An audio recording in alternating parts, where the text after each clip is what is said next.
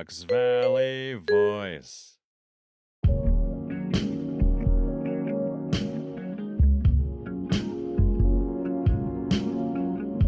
Hello, everyone, and welcome to Rivertown Life, a podcast. Can we start over?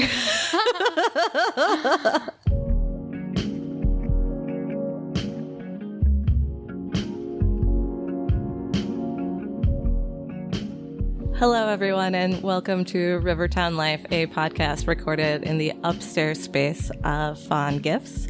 That space is now called Golden Hour Social, and we have a guest that's going to tell us a little bit more about that today. Her name is Joanna Goss. Hi. Welcome, Joanna. Hey, thanks for having me. Totally. Rivertown Life is a podcast in the Fox Valley Voice Network. I'm gonna get that right the first time at some point. Fox Valley Voice is the brainchild of Jaime Gutierrez. He's got some other podcasts coming out soon, so make sure you check out theirs after you check out ours. But listen through our whole podcast before skipping over there. Anyways, back to Joanna. Joanna, hello. Hi. How are you? I'm doing good. How are you? I'm good. Good. So Joanna is a stylist and a artist. Yeah. And a co-collaborator in the upstairs of Fawn Gifts. Turn it into this collective called Golden Hour Social. Where we will be I can't talk today. We'll be hosting workshops, classes, get-togethers. Very craft oriented. It's me, her, and very lovely lady named Brandy, who of Cat Mercantile, which is a macrame company. Yes. Joanna, why don't you tell our listeners a little bit about you, your history, your favorite ice cream? Okay, so ice cream. Should I start there? You can start with ice cream. Neapolitan, but particularly the strawberry and the chocolate. You don't eat the vanilla part of the Neapolitan? No, I leave that for other people in the household. So you just eat consume. like you get like a pint or a quart or something, and you just eat the strawberry and the chocolate. Yeah, that's what I've done since my grandma introduced me to Neapolitan ice cream. But, I mean, I like them all. I don't, I eat all the ice creams. So. How do you feel about Spumoni ice cream? Oh, not that one. You don't like Spumoni? No, it's got, like, fruit and nuts. That's a separate experience. Like, that's why you buy trail mix, right? I love Spumoni ice cream. I love it. Okay. I love it. I love the pistachio Okay, sure. side of it. Okay. And I like fruit and nuts in my ice cream. It's I would say it's less like trail mix. It's more like, like the stuff you put on top, the toppings. Okay. All right, maybe I'll give Spumoni another go.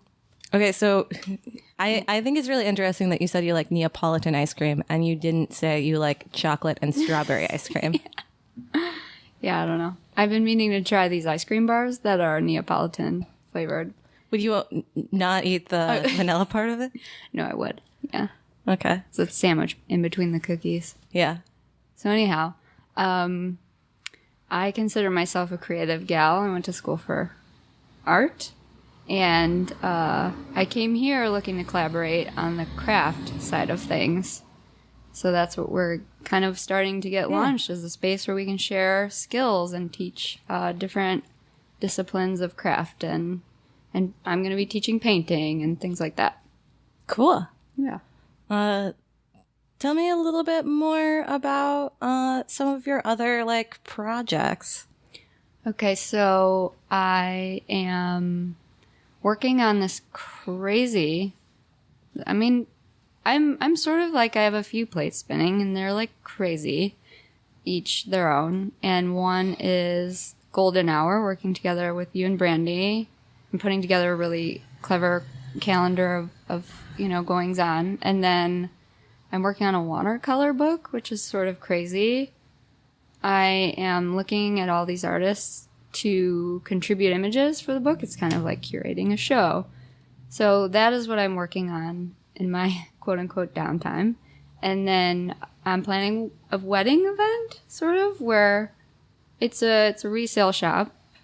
This will come up again. I like old things, and we're sitting in a collection of my vintage furniture. But there's a lot of things that I want to kind of circulate back. I don't want to hang on to so many things anymore. So I'm having like a recycle sale and inviting a bunch of brides to come for find decor and wedding things for their weddings. Cool. Yeah. We're gonna take a brief hiatus from that conversation. We're gonna come back to it because first, I think you mean crazy awesome. You're doing lots of crazy awesome things. Yeah. Or not crazy. No. Crazy is a silly word anyways. Did I say that? Yeah. Oh. You said that things were crazy like multiple times. Whoa. But I think it's just because there's a lot going on right now in your life. Yeah. Thank you for taking out the time to do this podcast. No, it's great. It's fun to talk about all that's happening. Yeah. But we're going to pull a tarot card because that's what we do here. Great. Recently found out that Jaime is scared of my tarot cards. Oh, no. And a couple other people are too, which I think is, this is all about education, me getting better at pulling and talking about them. And also, hopefully by the end of this podcast series, Jaime will not be scared of tarot cards. That's all I care about. It's just a little piece of paper. Oh, yeah. Picture on it. With the picture on it. That holds the key to your destiny. Destiny. No big deal. No big deal. NBD. Whoa. Oh, crap. We got the devil card. Oh, watch out. Watch out. Watch out. It's the devil card. And the wild unknown cards is kind of cool because it's a goat. It's like a big goat with horns. Yes, I saw. And it has his feet are burning. Aw. He looks so evil. He kind of looks cute. And what I love a about pentagram on his forehead, though. he does have a pentagram on his forehead. That's real. Okay. But the devil card is actually it's not. There's been a couple cards. Actually, every episode I've been like, oh, what's this card? It's a bad card. And it never really is. But for real, the devil card isn't. Jaime's giving us this look like, I don't believe you. No, can't be. But the devil card, what it's supposed to do is remind you of or maybe remind's not the right word, but to look at your life and look at, there might be something that's not serving you. Right. It could be a person, it could be an energy, it could be a habit. A lot of times it's a habit. And so it's talking about, it's like the devil temptation, something like that. So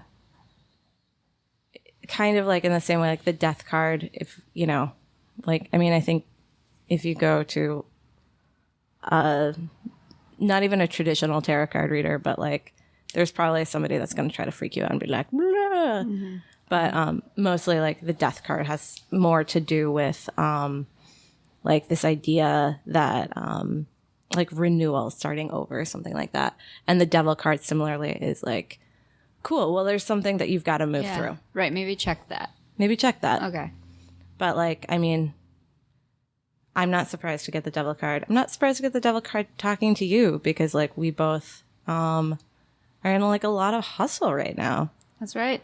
And we both I was checking myself this morning on my self-care habits because I keep getting cranky because I'm not, drinking enough water, eating or something like that.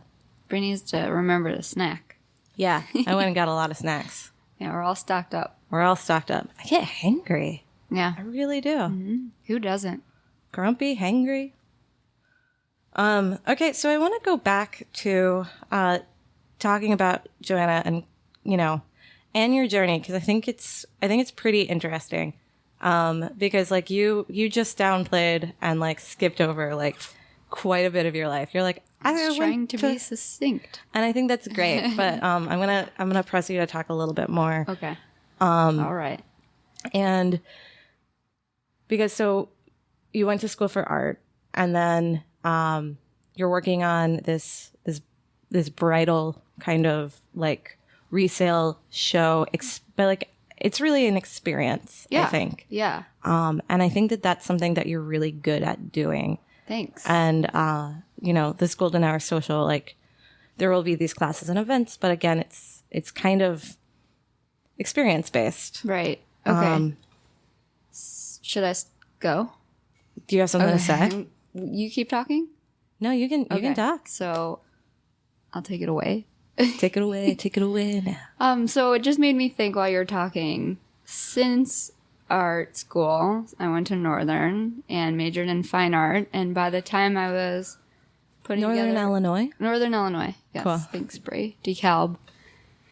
So I invited everyone to my senior show, and like the last thing that they expected, they probably expected the paintings on the walls, but what I did leading up to the show, I took a bunch of like beautiful paper that I screen printed to look like my grandma's her wallpaper in her bathroom, and then I hand cut the name of like every person I had met and then I maybe anticipated coming to the show, and also the people that I didn't think would come. So like everyone I knew that came to the show found their little paper name and like pinned it to their sweater. So like they were all in sweaters. Jacket, t-shirt. I'm sorry, I'm trolling That's cool. So like I've always been into the idea of like a favor or a takeaway or just like a really memorable, super special experience. That's always been, a big thing for me. So a lot of my work also deals with vintage and old and discarded things. So it's no surprise that I surround myself with like vintage furniture and wear vintage clothes. And can I describe what you're wearing right now? Sure, yeah. Joanna is wearing it's a red sweatshirt, and it's got like the butt pocket of a pair of Lee jeans, right? Sewn on the front of the jacket, and then it's got belt loops at the collar, which I assume you can wear like a scarf around there. I've been meaning to. I didn't want to overdo it for the podcast. But if you need to look cool in a pinch, you can immediately tuck your hand into your front stomach pocket. It's a cool look. It's a really cool look. Or stash your cell phone. Or stash your cell phone. Yeah. I think it's cute. Thank you. I really like it. Great. I mean, you've also clearly got a vintage shirt underneath, collared shirt. Mm-hmm. And you've got rocking some socks with some sandals. Yeah. Yeah. Yep. So you love the vintage clothing. You love the vintage furniture. Yeah. You love experiences. Mm-hmm. I want to talk a little bit about what you just did for me. Can I do that? Yeah, absolutely. So as we've mentioned on the podcast already, I am getting married this summer.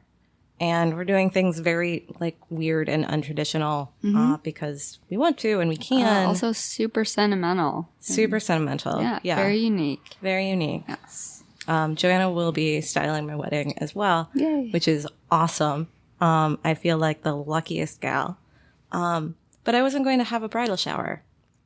And as we've been talking about this space and wanting to be able to use it for experiences and events like a bridal shower, we realized we were going to need pictures of that.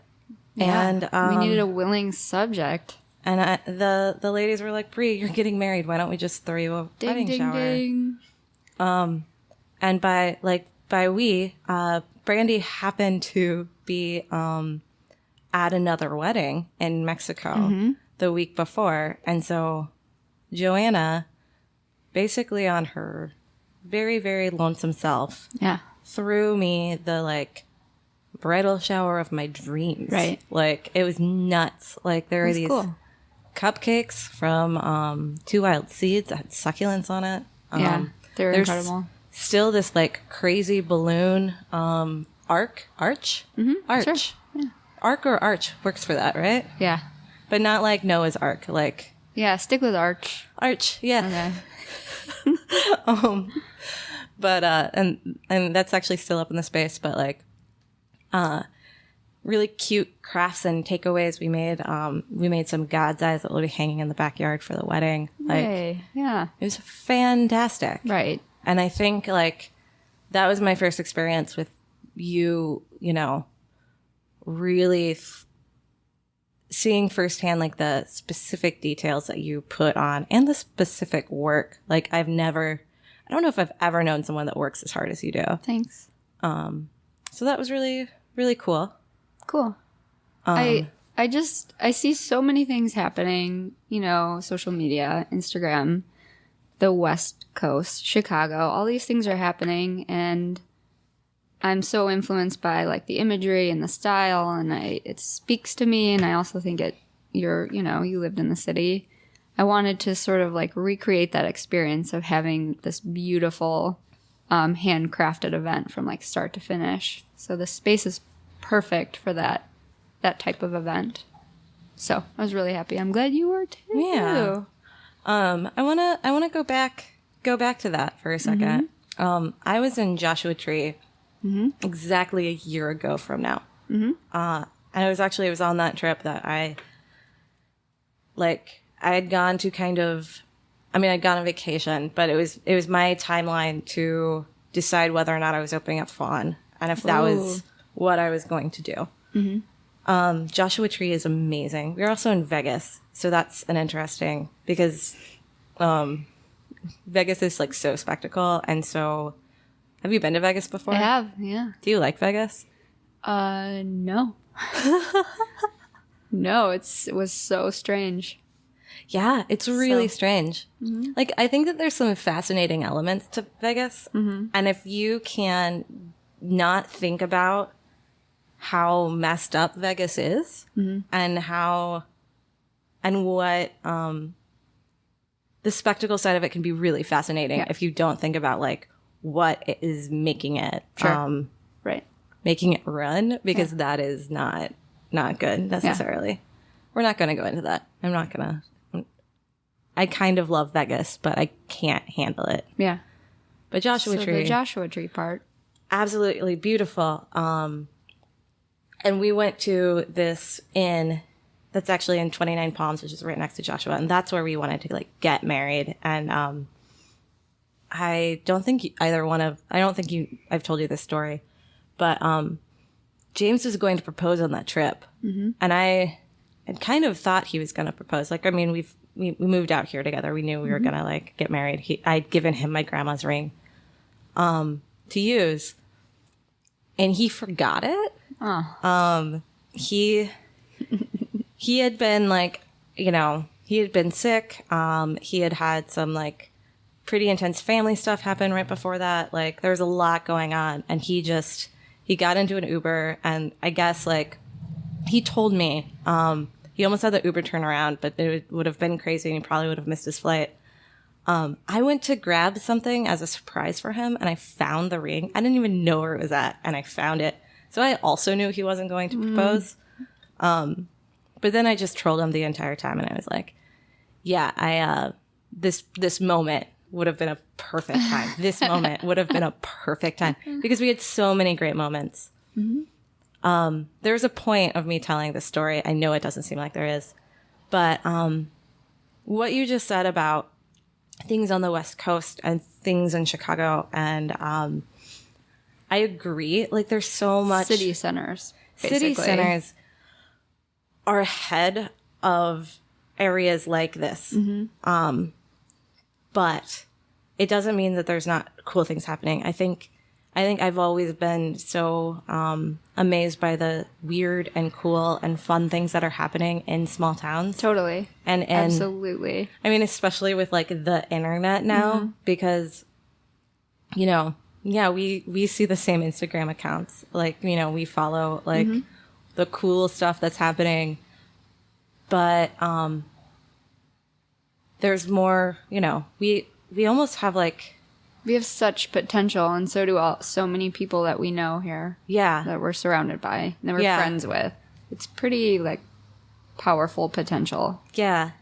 And, like, and the stakes aren't as high. And I kind of love that. Totally. And, like, you know, I think that there are a lot of stuff that, like, I mean, I I couldn't have this shop in Chicago. I mean, maybe now, but I would have, and I also would have never done it because I wouldn't have been able to afford it, or the hustle would have been very, very different. Right. Although I'm sure more people would buy it, but like also there are a lot of stores like this in Chicago already. There are none in Batavia. Right. And there are very few in this area. Yeah. There's a couple, but none of that are as cool as Fawn Gifts, I would say. Amen. I think I have the coolest shop in the Foxville area. That's what I thought Yeah. when I came here. Yeah. Let's talk about that. Sure. Yeah. So we're new friends, as has everyone I've been on this podcast. But we met at the first well-crafted show that you did, which was a well-crafted wedding show. Yeah. That was a first ever event that I put on, and it was sort of like a big gamble. I felt really good about it. I loved the quality and the craft that everyone that I invited to be in it represented. I thought we all really complimented each other well. There were cupcakes and sweets and a photo booth, gypsy jazz band, and it was super fun. And you came, and I was like, great, we should meet up and talk about partnering on a project. Yeah. And not long later, we did. Mm-hmm. And now look. Yeah. Yeah. Now we're business buddies. Mm-hmm. Yeah. I had an instinct, man. Yeah. And I just want to like backtrack because I do feel like you're kind of playing yourself down a little bit because you just said your first event ever. And I think it was your first wedding. Yes. Where I invited a ton of brides. Yes. And hoped that they loved everything. And they did. Yeah. I've talked to a couple brides. I knew some other brides there. Yeah. I was there as a bride. Mm-hmm. You were. And yeah, and it was a ton of fun. It was at Penrose Brewery, which is where the next event's going to be. Yeah. But you've done, and we don't need to go into this, but like you've got some background in weddings and styling weddings. Right. You did that for years. So after coming home from school, moving back in with the parents, I went to work as a custodian and had hella health insurance. Fantastic. Painted a ton of really important paintings and ended up getting online and doing some things for me. And then after feeling... What do you mean by doing things for you? Sure, I'll elaborate. So I was invited to be in a solo art show in a gallery in Chicago just out of college. And I had a pretty insane time crunch. So I was actually like painting the paintings in the art room after hours, working second shift as a custodian. And wait, so the art room at the school you're a custodian? Yeah, it's like a K-6 school in the YSD, Yorkville School District, where I'm from. That's where I worked as a custodian. And and then you turned like their art room into your art studio. Yeah, like I for sure did all my work, right? And then like I had an hour to spare. So I'd like bring my art supplies and set up and paint and listen to podcasts. And there were 6 paintings that I did, like little gouache paintings, and one ended up being this zigzag pattern that the stars aligned. Like chevron was like super hip a couple years ago, and I didn't know what chevron meant until someone was blogging about my chevron painting. So that sweetheart was Elise from A Beautiful Mess, and from that, like a couple more things happened. My painting was turned into stationery in Orange County, and like Urban Outfitters turned it into bedspreads. So yeah, those were the things that I glazed over a moment ago. Do you use that bedspread? No, I keep it in the package because I'm super proud and like I'm all about self-preservation. Like it's a scrapbook moment. Totally. What does your bedspread look like right now? It's just like a chintzy, like Target one that's coming apart. Also, we have cats and they have claws and I don't know. Totally. You know? No, yeah. Yeah. Yeah, I do. Cool. So where were we? So then I went to work for a wedding venue. Yeah. Yeah. So that's where like my involvement and my interest in putting together a beautiful, experience came into play. I worked at a barn wedding venue, which is a big, like, cool trend. Mm-hmm. And I got to work styling weddings my last year there. So that's what I did for a job all last year. So I kind of miss the hustle in setting up a thing temporarily, you know, that exists for a couple of hours and then you take it back all down and you put everything away.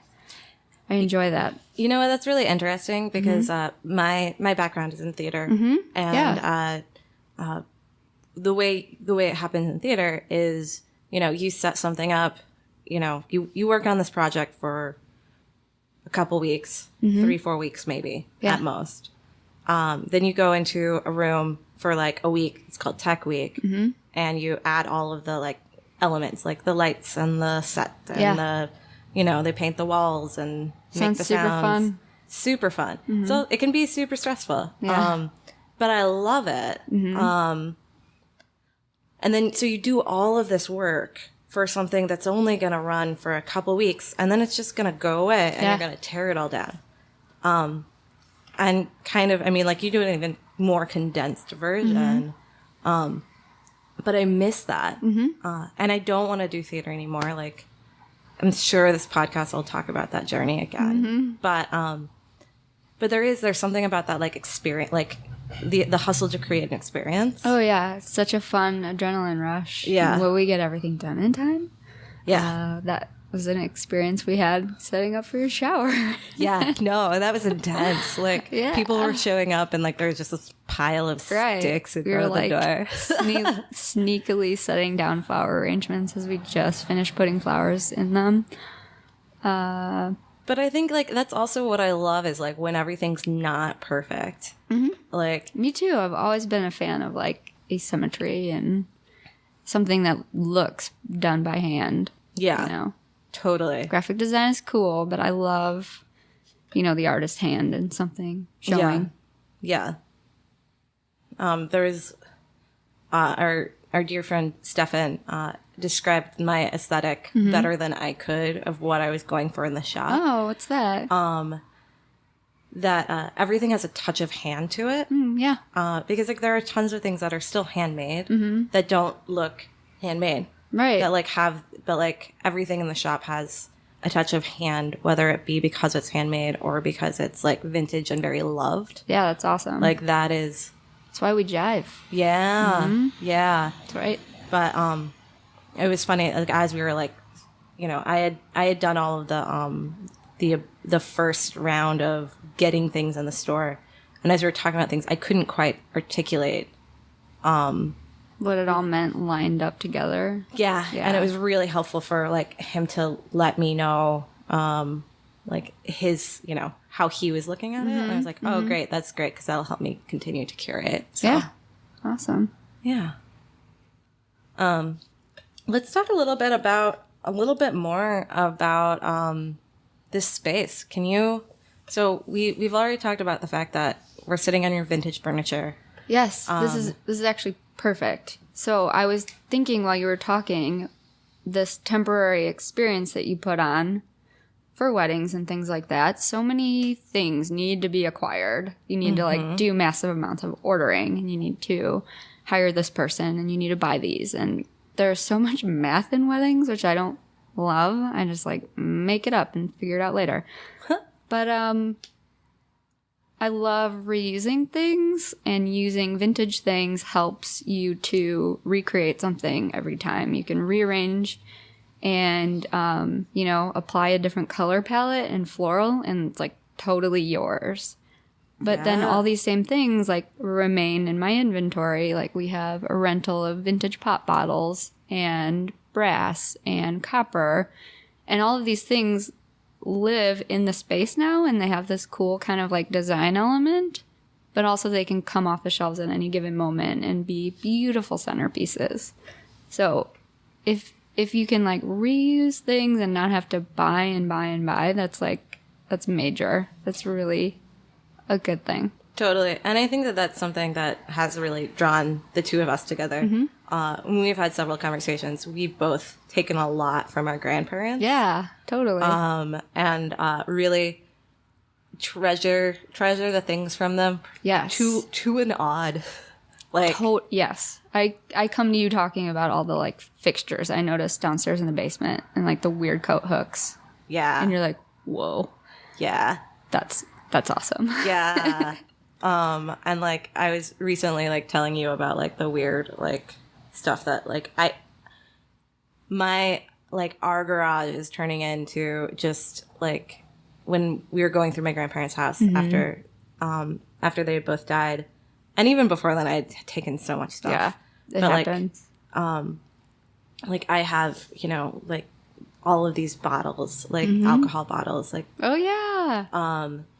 like the little travel ones Right. that like I want to do something with at some point. And I feel like you've given me like a lot of hope that like I'm not an idiot for keeping all No this way. stuff. No, that totally makes sense to me. So, yeah, that's why we're sitting in the space with all these beautiful items that I've been hanging on to, and they're serving a very important purpose by opening up the space and inviting people in. Yeah. So cozy, Yeah. right? Yeah. Yeah. And we're surrounded by plants as well. We're going to figure out how to take care of them all so we don't kill Yeah, them. we need to go over that. Yeah. Which reminds me, one of the things that we talk about on this podcast is self-care. Oh, yeah. What have you been doing for self-care? What have you learned about self-care? What have you been striving to do or doing in your, you know, daily, weekly life? Okay.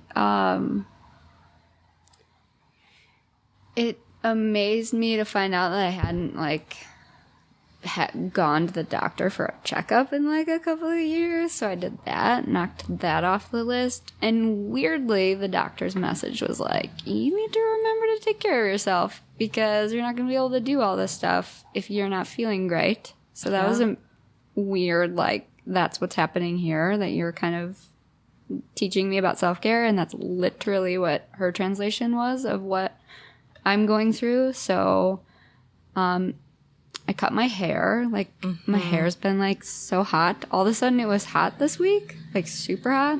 And now it's like 40 degrees. And now I'm, like, in multiple layers. But I cut my hair, and that felt great. So I am starting to try and tune in and tend to myself. That's awesome. That's for awesome. a couple of moments a For month. a couple of moments a month. Just a couple. Yeah.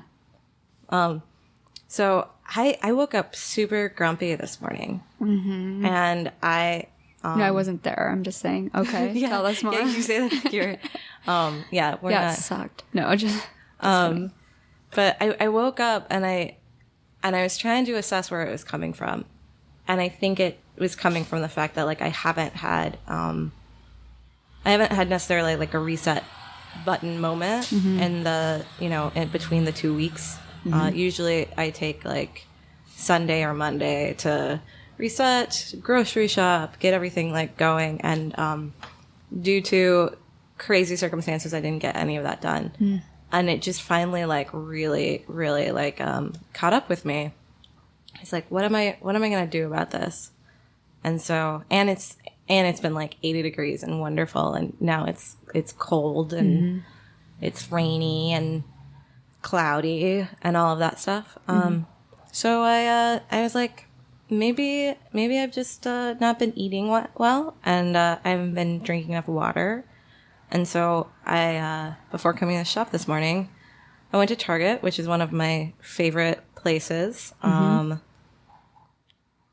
And I got a bunch of snacks. I got a new water bottle. oh, flashy. I got some things that were like needed for our home that we've been forgetting to buy. And I feel really, really good about it. It was nice to like do something like that for myself. So that's my self-care moment. Cool. It's Just go to Target. You know what? Yeah. Yeah. So many people can probably relate to that. No, totally. And what was great is that, because like I'm not gonna lie, like I've done some Target trips where I've spent so much money. It can be quite damaging. It can be. And like, and I would buy things. I mean, because like that's the thing is like Target for self-care is real, and I've used that so many times. But there's also like Self-restraint. well, there have definitely been some unhealthy times that I've overbought and like then gotten all of these things. And I think that we haven't really talked about this, and we're not going to have time to really look up Joanna Goss's artwork. She does this great like watercolor, like lettering and stuff like that.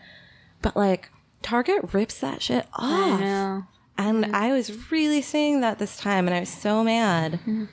But what I did is like I was getting food, and I went around because the Target has all the weird brands. Like they've got like organic and like small batch food brands that like you can probably find at like Whole Foods, but you can't necessarily find at like Jewel. Okay. And so my point was to get to support some of those like some of the little guys, like so like not the Target brand stuff and not the like stuff that's that they're ripping off actual artists, but like really focusing on you know like the different brands that started small in the same way that like I'm starting small, and like and now there's stuff's in Target, and that's awesome. Right. There's steps above, and I love that like organic food and food that that's healthy and you know all of the stuff's in it. You can get that at Target. I want to buy that from Target, so they'll keep buying it if that makes sense. I also don't mind buying things from Todd Oldham's brand, Handmade Modern. Like I love that aisle in Target. Yeah. So I like his stuff. So that's a really great place to end. Is talking about self-care in Target. Right.